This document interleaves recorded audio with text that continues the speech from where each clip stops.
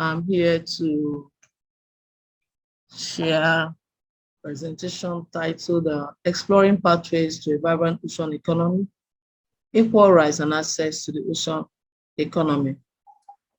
I'm going to share it for 40 or 45 minutes, and then we do Q&A. The presentation will take this outline. When we hear of marine environment, what comes into our mind? Marine environment includes the ocean, the seas, the bays, the lagoons, estuaries, the islands, and the coastal areas.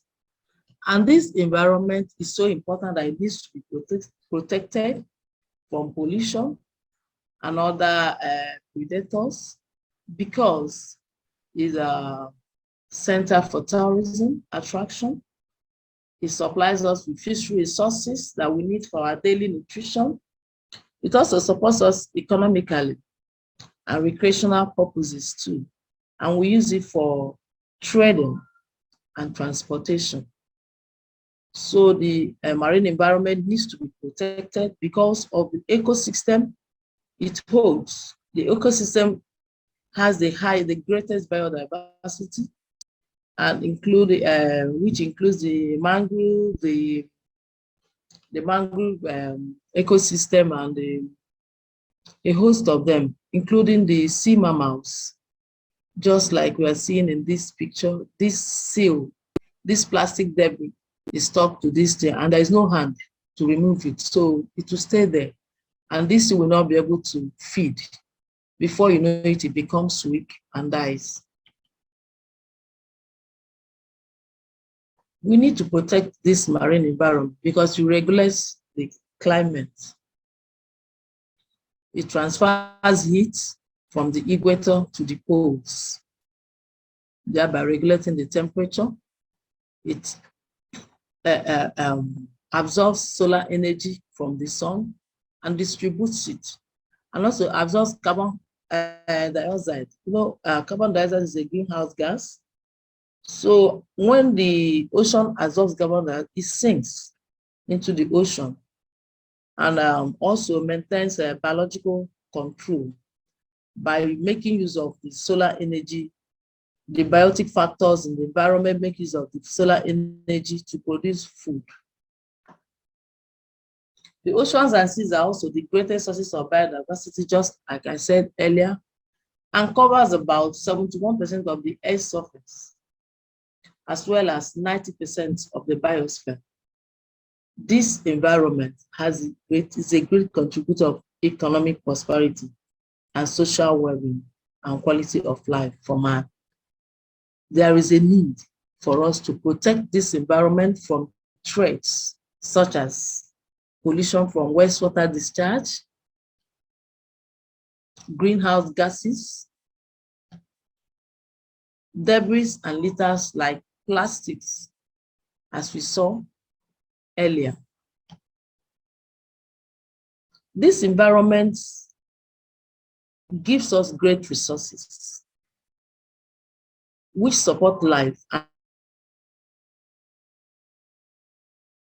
and livelihood through boosting economic growth. And if these resources are exploited sustainably and developed, it will be good, and it will end up giving us sustaining life.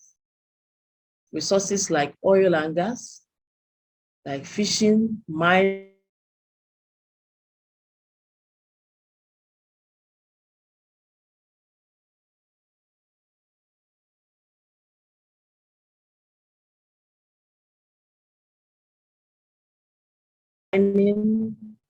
maritime activities, plans for biotechnology come from the ocean. And if they're sustainably managed and developed, they will boost economic growth.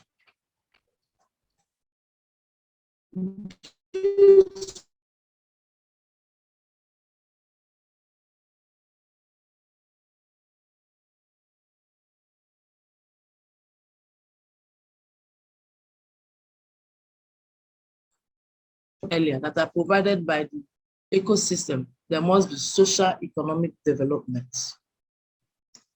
There must be human development.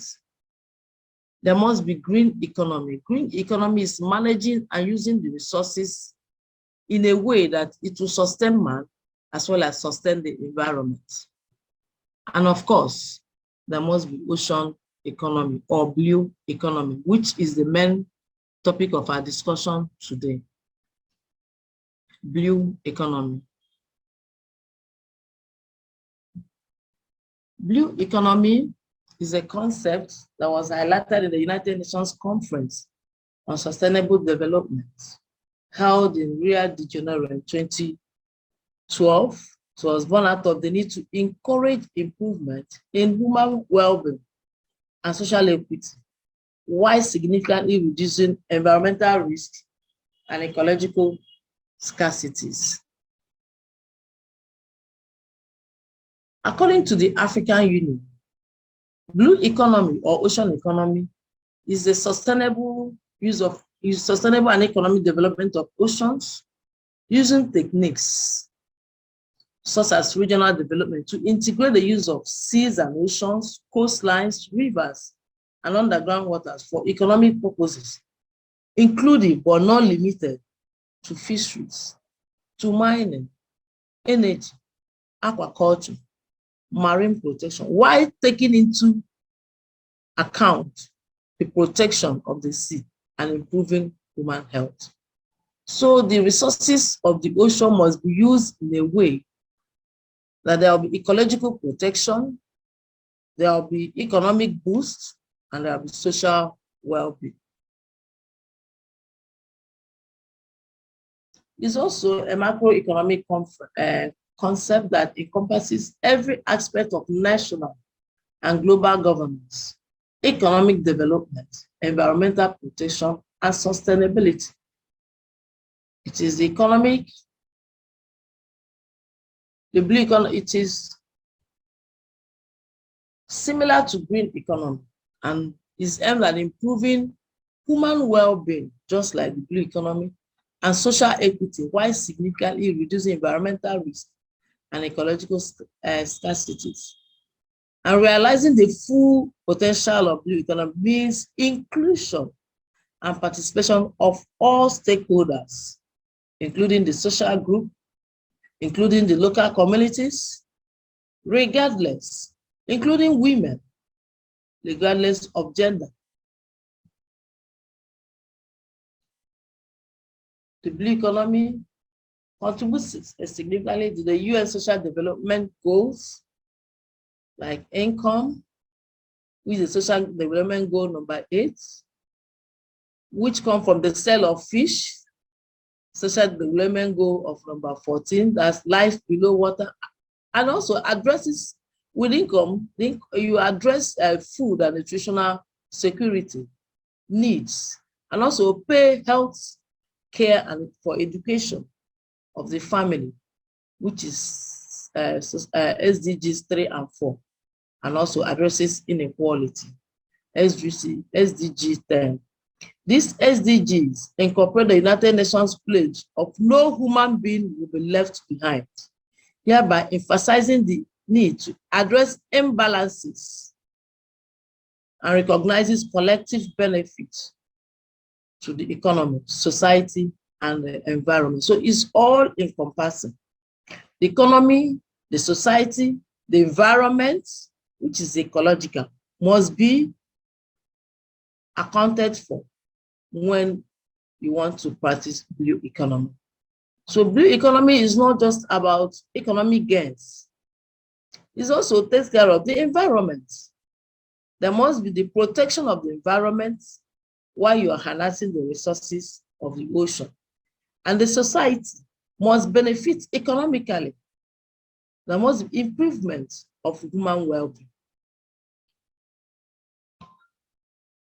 Therefore, there should be integrated, this blue economy should be integrated, should be practiced as an integrated, holistic approach by the government, by man, by women, by young people, and the local communities, that's the coastal communities,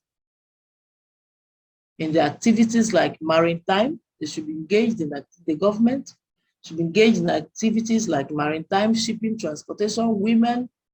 There should be equal opportunities for all. Commercial and artisanal fishing, oil and gas exploration, mining activities, mariculture and aquaculture. Every stakeholder should be given equal opportunity in blue economy, and the government should be mindful of environmental degradation. So these resources should be harnessed in such a way that the environment is taken care of. You know, an example of a failed blue economy is what is happening in the Niger Delta area of Nigeria, where oil is being exploited and explored without the consideration of the local communities. And this has just resulted in insecurity and youth restiveness in the area. This is a schematic illustration summarizing the blue economic concept. You have renewable energy, which is a main factor in blue economy. Fisheries are provided. Maritime transportation is included. And of course, waste management, waste from these sources are properly managed. And environmental climate change is taken care of, as well as tourism. The global ocean economy. How big is the global ocean economy? The global ocean economy is currently valued at $94 trillion, $94 US trillion. And US and China accounts for almost half of the global GDP that comes from global ocean economy, which includes fisheries. About 4.2 million people are being fed with animal protein from fisheries, and provides about 250 million jobs worldwide. Also, trading, 90% of global trading volume is carried by sea.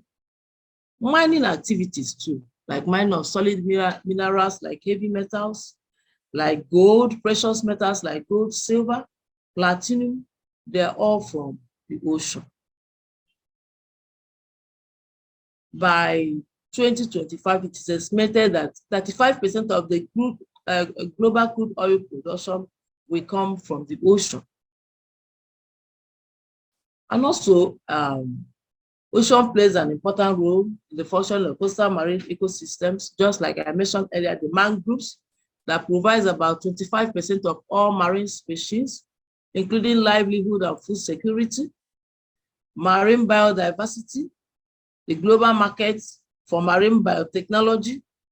Technology is essential for the development of new foods, for pharmaceuticals, bioenergy, and cosmetics.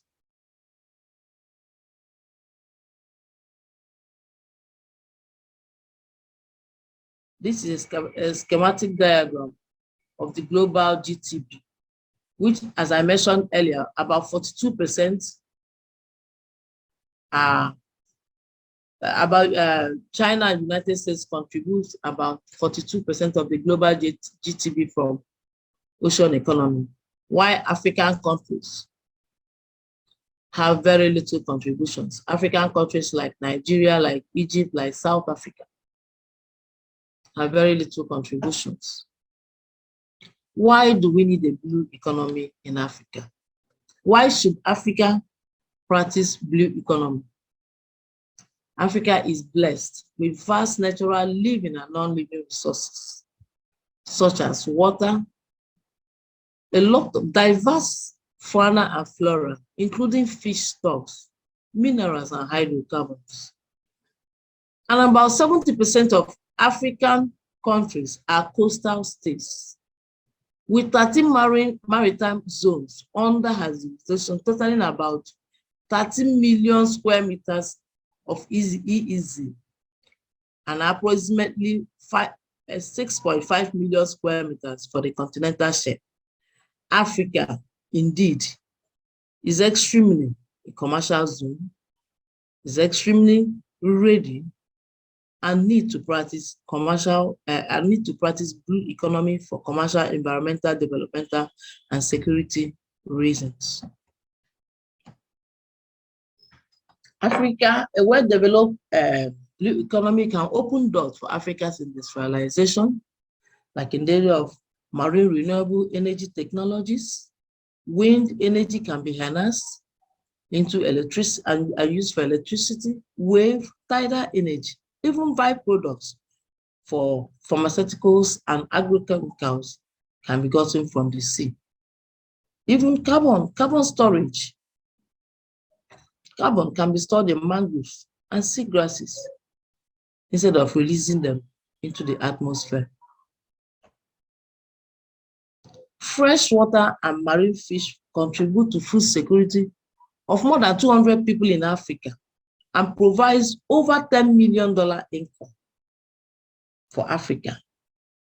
The African Union estimated that about 19-point-something billion per annum comes from the sale of African fisheries alone, and an additional 20 million annually just by the sales. If the fishery sector is managed sustainably, will bring in that income to Africa. It's a huge income. So Africa needs to have blue economy. Blue economy sectors provide excellent opportunities as resource recovery and resilience for coastal states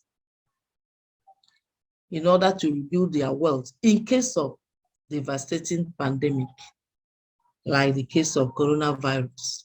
If our blue economy sectors are properly developed, it will act as a buffer and a shock absorber when there is any devastating global pandemic, something to fall back on. Framework approaches for sustainable blue economy in Africa. To enable an equitable and sustainable development of ocean economy in Africa, Africa needs an integrated management approach. There should be an integrated management approach by the African states. To achieve this, the African Union is advocating for development of integrated, holistic, and participatory approaches for the achievement of sustainable use and management of aquatic and marine resources for societal progress in Africa. Successful examples of blue economy in Africa, like the Tri-Ulster Women Association in Gambia, tend to be people-centered, people-focused. It eliminates marginalization of women, men, and the indigenous community. So people should be at the center. The sustainable blue economy must therefore incorporate the active representation and participation and mutual benefits among stakeholders, build knowledge and technical capacity, and accelerate financial empowerment and use indigenous knowledge. So the local communities should be aware and be part of any blue economy activity. It should be in a simple technology that they'll be able to tune into. Exclusion of local communities in blue economy activities normally cause conflicts. A successful blue economy in Africa should present a viable opportunity for local communities to rely on ocean resources as a source of livelihood and food security. Neglecting the needs of the community jeopardizes human, social, and economic and cultural security and undermines inclusive sustainability, just like what is happening in the Niger Delta area of Nigeria. In recognition of this, the African Union has declared the blue economy as African future in her Agenda 2063 of the Africa We Want as a catalyst for socio-economic transformation. Also, they have declared the decade 2015 to 2025 as a decade of seas and ocean in order to fully participate in the blue economy. Equal rights and access to the ocean economy in Africa. Do we have equal rights and access to the ocean economy in Africa? A yes or a no? First of all, let's start by defining equality. Equality is the state of being equal, especially in status, opportunities. For example, different groups such as genders, classes, and ethnics, like I said, the Tri-Ulster program, should have the same status in terms of legal rights, economic opportunities, or access and services to the provision, the resources of the ocean. It is recognized in terms of people's ability to take advantage of developments for livelihood opportunities. The equality of access to asset, therefore, leads to improvement in the quality of life, of livelihood and opportunities. It should be participatory, all-inclusive. Blue economy is all-inclusive. Everybody should participate equally. The governments, individuals, the women, the men, the youths, and the local communities. Equity is equity in respect to sustainable ocean economy includes a focus on the provision of cultural and economic benefits, such as respect for human rights, opportunities for employment should be equal, improve wages, and address workplace discrimination. There should be gender equality, simulate gender equity, and affirm the right to a healthy and safe work environment. Equal right and access to ocean economy also should include equal access to resources and inclusivity. Should support fair distribution of benefits. Healthcare facilities should be for all. Education should be for all. Protection for the most vulnerable from risk of harm. From risk of harm, like the devastating effects of the environment, there should be protection, even for the local communities, against pollution. Where harm is done, like pollution, the environment has been devastated, there should be assigned responsibility for to remedy the environment. Access to ocean resources and sectors is rarely equitably distributed in Nigeria, in Africa. Is there any equal right and access to ocean economy in Africa? Is rarely equitably distributed. Many of these benefits are accumulated by few, while the negative outcomes from developments like environmental devastation are borne by the most vulnerable groups. There's always unfair distribution of commercial fish catches. The small-scale fishermen are normally excluded. Women are marginalized, and the local communities are also marginalized. There's always limited engagement of developing nations in high sea activities, like in the area of scientific research, because of the lack of scientific vessels. Therefore, addressing and preventing the widening gap of ocean inequality is integral to a sustainable ocean economy. Promoting equity is essential for securing fair development, stability, and sustainability for all. Successful examples of blue economy in Africa, like the one in Gambia, as I said, tend to be people-oriented, people-centered. It eliminates marginalization of women, of use of indigenous communities. A sustainable blue economy must incorporate the active representation, participation, mutual benefits among stakeholders, and must improve financial empowerment. Most blue economy initiatives in Africa focus on economic gains, and that's a disadvantage, excluding ecological conservation, and that is what is devastating our environment. It marginalizes local communities in the decision making, like the Kribi port project in Cameroon, which resulted in more harm than good, flooding in the local communities, the fishermen, local fishermen taking livelihood, they don't have livelihood again, no source of income, because the water has been is now too turbid and murky for biodiversity. So there's biodiversity loss, and is affecting the local fishermen as well as the other community members. To promote equal access to all ocean-related activities in Africa, there should be gender equality. Gender equality should be promoted. Women should have equal access to employment as well as men.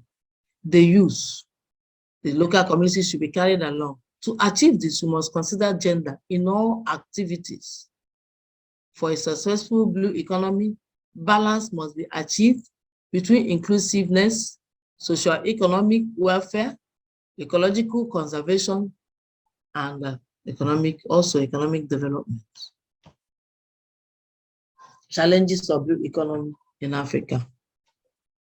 Despite Africa's rich resources, the continent still suffers from poverty, with 46% of the population living in extreme poverty. Why? Unsuccessful development of ocean economy management approaches such as marine spatial planning, integrated coastal zone management, and marine protected areas are lacking, because are not doing well. Really, they're unsuccessful because of lack of robust database. There's no a database for these management approaches to exist, and no capacity building for the youth. And these have hindered an enabling environment and slowed down the food development sectors, such as fisheries, mining, oil drilling, aquaculture, and other sectors of blue economy. Also, the lack of technical training in legal maritime practices.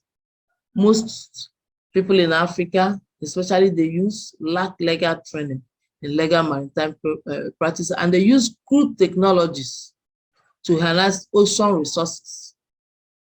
And these have resulted in the destructive practices that reduce the creation of employment of women and men, and enormous ocean enterprises. Piracy and armed robbery, insecurity is another problem for the development of ocean economy in Africa. Also, marine pollution is estimated by 2050, according to UN Environmental Protection Report 2019, there'll be more plastics by waste than fish in the ocean. So marine pollution, especially plastics, micro and macro, is really a major problem to the development of blue economy in Africa. Rising sea levels due to climate change and ocean acidification due to greenhouse gases like carbon dioxide, which have increased the acidity of ocean, thereby affecting the biodiversity and depleting resources in the environment.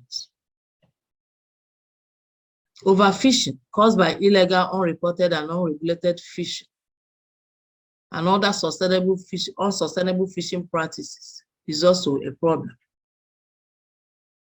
According to a report by Nepal, 42 billion USD is being lost every year through illegal fishing. Also, pollution have destroyed Pollution and other anthropogenic activities have destroyed habitat for this biodiversity, habitat destruction, erosion, coastal erosion, because a lot of African cities are heavily polluted along the coastal areas. Cultural differences too. Some cultures allow women to fish, some don't allow women to come out. Some allow women to only harvest the process of the fishery, an aspect of fisheries. Just harvest, you don't go to the sea to fish.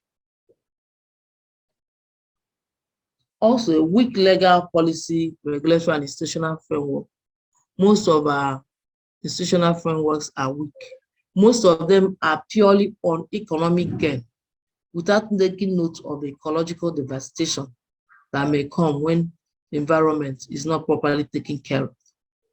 Poorly planned and unregulated coastal developments along in our coastal cities is also a problem. And enforcement of this existing law are also weak due to lack of manpower and maybe equipments for monitoring. Using banned fishing gear that is destructive to the fisheries is also another problem to blue economy.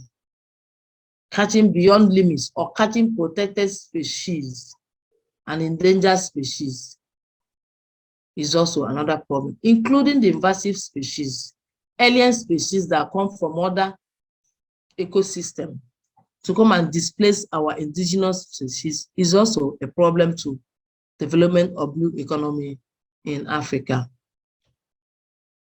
Conclusion.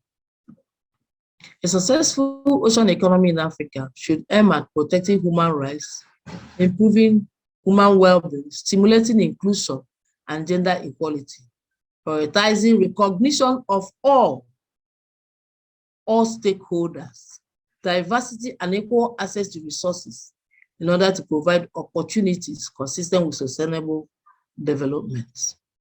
You should also address corruption, which is another major factor. It's a challenge, and tax aversion. Demand responsibilities, transparent business practices, and create a shared economy that facilitates redistribution of wealth and benefits. Thank you. Thank you very much, Dr. Igbo, for that highly insightful presentation. We'll just move on now to our Q&A section. I'll read one comment we have here in the chat before I move on to the next question. But please feel free to post any questions you have in the chat section as we commence with the Q&A. So Uras Taylor says that for Africans to enjoy the benefits of blue economy, there's the need to have a regional court that will prosecute corrupt leaders of the continent. This will serve as a deterrent to bad leadership or those that intend to rob the continent. You may feel free to put any further comments or reaction to the chats that I read from the chat box. We also have a question here by Linda Intifo. She says, please, what are some of the practical things we can do to ensure that there's harmony among the various components of the blue economy, which were listed on one of your slides? It seems more attention is given to some components, leading to the neglect of others. Dr. Igbo, can we take a reaction to that, please? Yes, the practical steps, there should be like, first of all, there should be cooperation among stakeholders, exchange of ideas and knowledge. We should come together, like form cooperatives.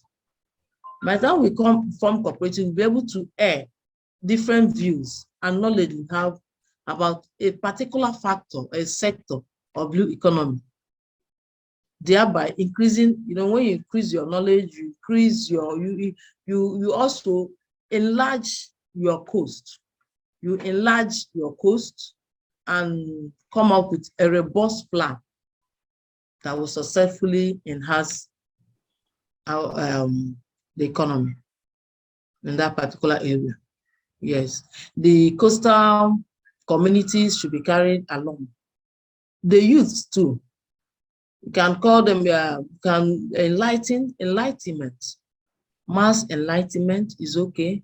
Enlighten the youth. They need to come together. They need to harness the resources in a subsistence way to allow for sustainably, to allow for the future generation to benefit.